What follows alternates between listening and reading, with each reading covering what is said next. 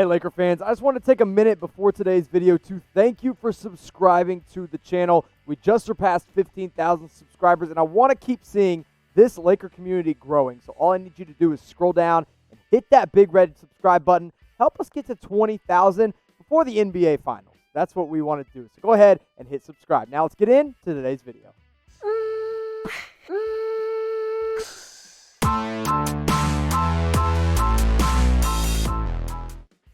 Now, on today's show, I'm going to be breaking down a little bit of what happened in Game 4. I'm going to talk about some important Lakers injuries, but I'm also going to be talking about the NBA draft. Now, we just had the draft lottery, and my first mock draft came out, so stay tuned to the end of the video to see who I have the Lakers taking.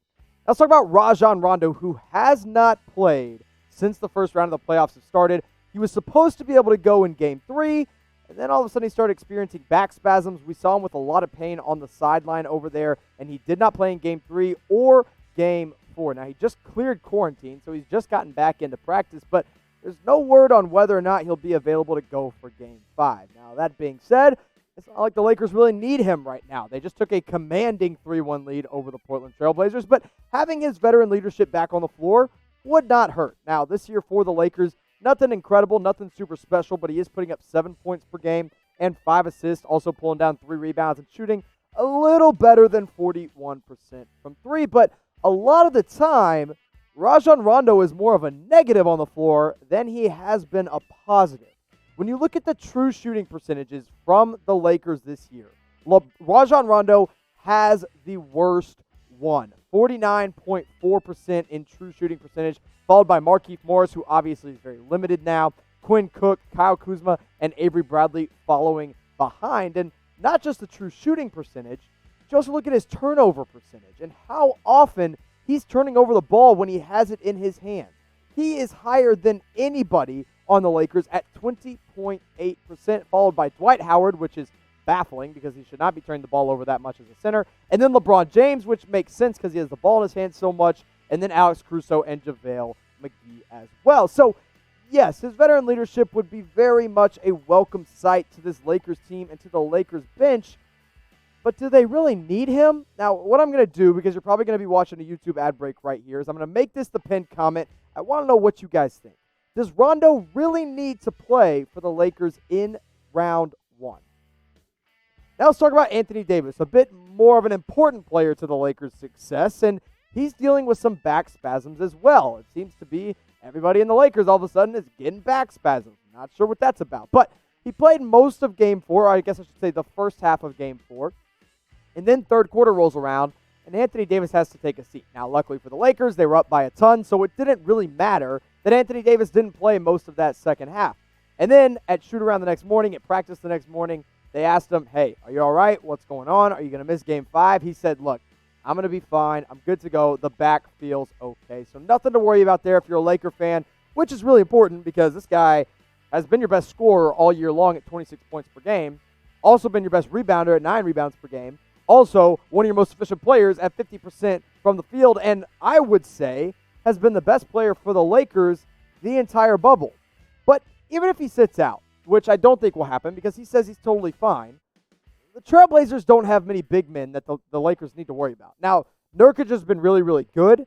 Hassan Whiteside has been good on the defensive end. And then your only other guy that's in there that's a true big man is Wenyen Gabriel, who's starting because there's no Zach Collins. They also have Caleb Swanigan, but Caleb Swanigan opted out of the NBA bubble. So the Blazers don't really have any big men. So let's say Anthony Davis wants to take a night off. Let's say he takes Game 5 off, and the Lakers, they're going to be okay. They're still going to be able to get it done even if AD isn't there. I have a pretty good feeling because the big men down low, not too worried about them over in Portland. Now, one thing I am worried about is getting back into NBA stadiums as a fan next year. And the only way that that's going to happen is if everyone just wears your mask. Go to chatsports.com/Lakers mask. You can get as many as you want. Or if you just want the one, go pick it up. Chatsports.com/Lakers mask. Now, right now, until we get to the NBA Finals, you got to be wearing those. And they've got the Lakers logo on them, so you get to rep your favorite team all while you're doing it. Best place to go is Fanatics. The best bang for your buck is that 4-pack for just $29.99. And you can pass them out to your friends, pass them out to your family, and keep one for yourself as well. Now let's talk more about that Game 4 and what the Lakers did to absolutely obliterate the Portland Trail Blazers. 135 to 115, a 20-point win, which gave the Lakers a 3-1 lead. Now, LeBron had a 30-point double-double, nearly had the triple-double, but was 2 rebounds away. Anthony Davis only played those 18 minutes because of the back spasms.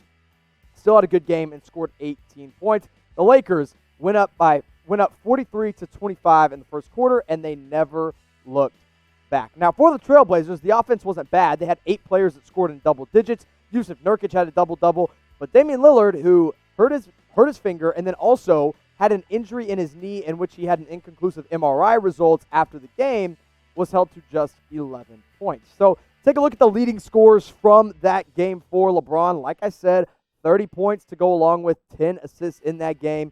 Yusuf Nurkic was big time for the Blazers with 20 points. AD in 18 minutes had 18 points. Kyle Kuzma, huge night off the bench. Really good to see for his development in the playoffs with 18 points. And CJ McCollum tried to pick up where Damian Lillard left off, but only had 18 points in this one. But the guys I want to focus on, now I know they weren't at the top of the leading scorers list of this game, are 2 guys that have struggled not just in the playoffs, but in the bubble as a whole. Danny Green, 14 points, 4 rebounds. He also had 2 blocked shots. We finally saw the defensive effort come out of Danny Green, and he shot 3 of 4 from beyond the three-point arc. A great turnaround game for DG. And KCP, on the other hand, also had a pretty good game. 12 points. He had a rebound and assist, but he was 2 of 4 from 3. And as long as you can see that 3-ball go through the net, that's a good sign for either of these 2 wings on the Lakers. Now, if they really want to go all the way to the finals, those are the 2 guys that are going to have to step up in the rotation. So I'm going to pose this question to you guys because I'm sure you all sat down and watched this game with your friends and family last night. So who impressed you the most for the Los Angeles Lakers? Go ahead and shout it out. Listen, I think the only right answer here is the king, LeBron James. 30 points, 10 assists, 8 rebounds, all on Mamba Day, wearing those awesome black Mamba jerseys. And by the way, in case you missed it, the Lakers took an 8-24 lead at one point in the game. That was super special to see. Shout out to Kobe Bryant. Now, let's go to the NBA draft. Let's move on to the young guns that are going to be coming in. Now, Jeff Goodman, who's very plugged into college basketball, put out his first mock draft. And here's who he had going 26 all the way to 30. Celtics, who have 2 picks at the end of this draft, he had them taking Zeke Naji, center out of Arizona, followed by Jaden McDaniels of Washington going to the New York Knicks. And then Los Angeles Lakers took Daniel Oturu out of Minnesota, a score-first center. I'll talk about him here more in just a second, followed by Nico Mannion and Jamias Ramsey. Now, Daniel Oturu, I like him a lot. A really, really solid defender, blocked shots left and right, but his offensive game is a little bit raw. However, in college, he shot the 3-ball really, really well and was able to stretch the floor. However, one downside about his game, besides not being polished on offense, is that when he gets the ball in the post or when he gets the ball on the offensive end, he's not looking to pass. He is going to look to score the ball. Now, standing at 6'10" at Minnesota, he put up 20 points per game, 11 rebounds. He also blocked 2.5 shots and finished 56.3% of his shots. So, new question for you guys. Because it's almost draft season. We're getting pretty close, even though they might push it back or whatever the heck's going on with the NBA draft. Who do you want the Lakers to draft this year? Now, I know everyone's sights are just focused in, zeroed in on the NBA Finals, but we still love the NBA draft, right? Well, in Jeff Goodman's mock, when he had Nico Mannion and Jamias Ramsey out of Tech going after Daniel Oturu to the Lakers, I was a little bit confused because I think either of those guys could make a lot of sense for the Lakers. You need shooting. Hello, Jamias Ramsey, one of the best shooters in the draft. You need a guard. Hello, Nico Mannion, one of the most athletic, best playmakers in the guard out of Arizona. So here's who I had the Lakers taking. This was my immediate mock draft right after we found out about the draft lottery results. Now, I actually had Daniel Oturu going a little bit higher than the Lakers, so even if they did want him, in my opinion, I don't think he's going to be available. I had the Knicks taking Leandro Balmero out of Argentina, a kid I like a lot who's a very good playmaking forward. But the Lakers, I do have them taking a point guard because let's face it, the Lakers need some guard help this summer. And one guy that could be able to do that is Tyrell Terry out of Stanford. Now, the dude is super undersized. Like, I'm not exaggerating. He's 6'1", which isn't terrible, but he's 160 pounds. So he is super, super small, which always limits you in the NBA. However, the dude's an offensive machine.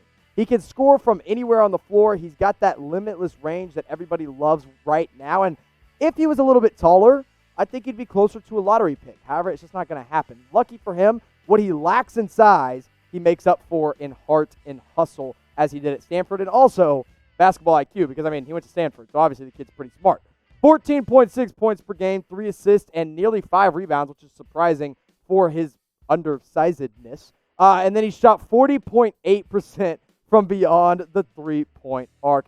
I like this kid a lot, and when you've got guys like Avery Bradley or Rajon Rondo that could leave, Tyrell Terry could be a perfect replacement for the Los Angeles Lakers in the NBA draft.